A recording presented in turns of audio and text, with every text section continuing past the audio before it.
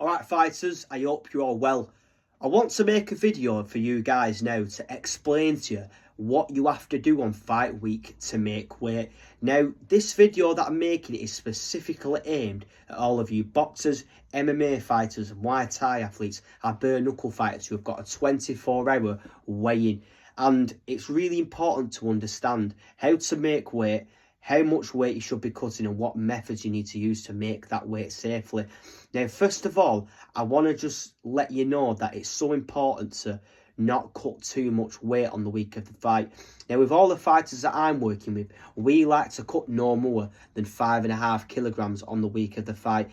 Now, the more weight you cut, the more difficult it's going to be for you to rehydrate and replenish what you've lost during the weight cut on the week of the fight. So, essentially, even though you've got that 24-hour period, the more you're cutting, the harder it's going to be for you to replace everything, and it's going to affect your performance massively. So make sure you're sticking within that 5.5 kilogram range or even below, so your performance doesn't get affected.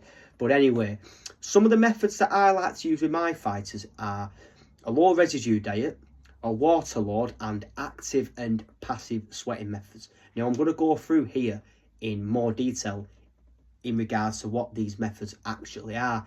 So the first method that we'd usually apply is we would start with depleting carbohydrates 7 days out, and this is actually where the weight cutting process begins.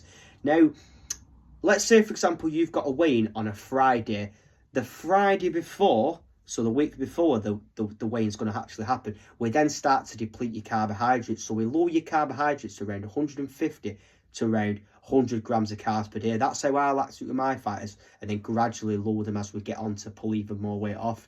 Now, the reason why we'll do this as the first step, and we will do this initially, is because carbohydrates actually store in your muscles and bind to water, which takes up a considerable amount of weight. So if we actually lower the amount of carbohydrates, we're slowly depleting your glycogen and we are lowering the scale weight. So that is really effective for us to do, and it actually takes us around 24 to 48 hours to deplete your glycogen fully. So that's why we'd give a sort of 7-day period in order for this to happen more efficiently.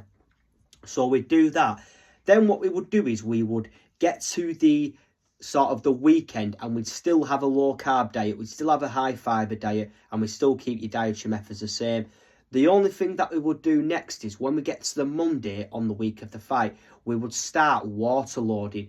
Now, the water load that I like to use with my fighters is on the Monday we go with 100 millilitres per kilogram of body weight. On Tuesday, we also do 100 mils per kilogram of body weight. The same on Wednesday. But then when we get to Thursday, we're restricting fluid intake to 15 mils per kilogram of body weight.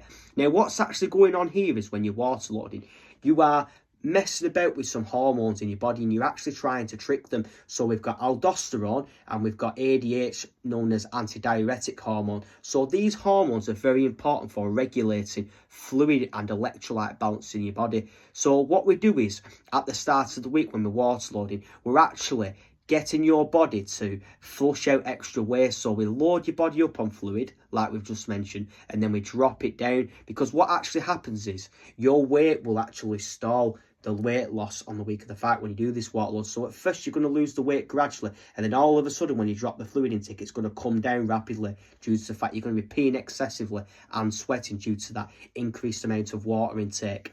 So that's a really important step that I would use with a lot of fighters that I'm working with and that you can use yourself. Alongside this, we also want to make sure that on the Monday, we are going on to a low residue diet. So we've already done the carb depletion. So now what we're doing is we're doing low volume dietary methods. So what we will do is, first of all, we will lower your carbohydrates to sort of 50 to 75 grams. We will lower your fibre intake to 10 grams, but we would still keep salt and sodium in your diet. Now, we lower the fibre on the Monday because what that's going to do is it's going to empty the gut contents inside your digestive system.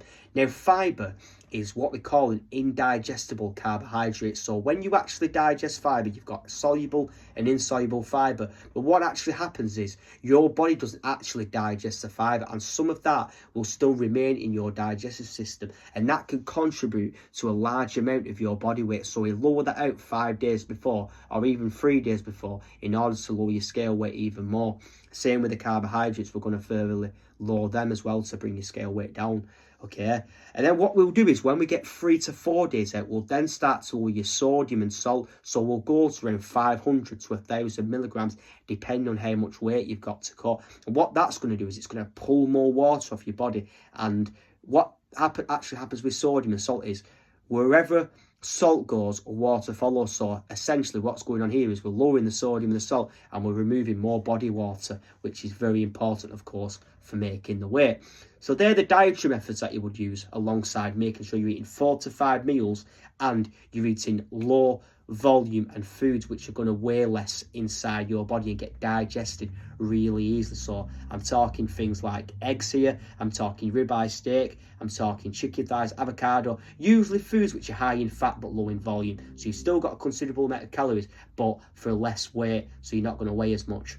Okay, so alongside this, what we'd want to do is we then start with introducing active and passive sweating methods. Now with my fighters, I usually like to introduce these on the Wednesday or Thursday. The reason why is because if you start introducing dehydration methods too early, you're going to deplete your body too much and you're going to run yourself into the ground, and you're going to run the risk of heat illness and basically just overheating. So you don't want to be doing it too early because you're putting your body at risk when you don't need to do it. It can be avoided. So when I say these sweating methods and dehydration methods from the Wednesday and the Thursday, we're actually talking about active and passive sweating methods. So active would be when you're doing sweating methods which involve any form of movement, and then passive would involve no movement at all. So passive sort of sweating methods would be like using a sauna, a hot bath. Active would be stuff like cycling, jogging, skipping. Now, I usually like to use hot baths with the fighters that I'm working with and sauna sessions. So I will specifically program these for each fighter depending on how much weight they have got to cut on the week of the fight.